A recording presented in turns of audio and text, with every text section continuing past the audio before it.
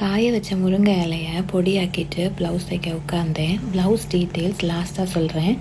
சாந்த குணமுள்ளவர்கள் பாக்கியவான்கள், அவர்கள் பூமியை சுதந்திரித்து கொள்ளுவார்கள். சாந்த குணமுள்ளவங்களை வீக்காக பார்க்குறதும் அவங்கக்கிட்ட க்ரெடிட் எடுத்துக்கிறதும் தான் மனுஷனுடைய இயல்பு. எக்ஸாம்பிள் சொல்லவா? வேலை செய்கிற இடத்துல என்ன தான் ப்ரெஷர் இருந்தாலும் சகித்துட்டு எதிர்பேச்சு பேசாமல் நல்லா பெர்ஃபார்ம் பண்ணுறீங்க. உங்கள் வேலையில் மட்டும் இல்லை, மற்றவங்க வேலையும் சேர்த்து பார்க்குறீங்க. ஆனால் உங்களுக்கு வேலையில் உயர்வே தர மாட்டேங்கிறாங்க. அமைதியாக சரி போட்டுன்னு இருக்கிறீங்கன்னா உங்களுக்கு சாந்த குணம் இருக்குது. ஆனால் இந்த அமைதியும் பொறுமையும் எல்லா இடத்துலையும் இருந்ததுன்னா நீங்கள் தான் பாக்கியவான்.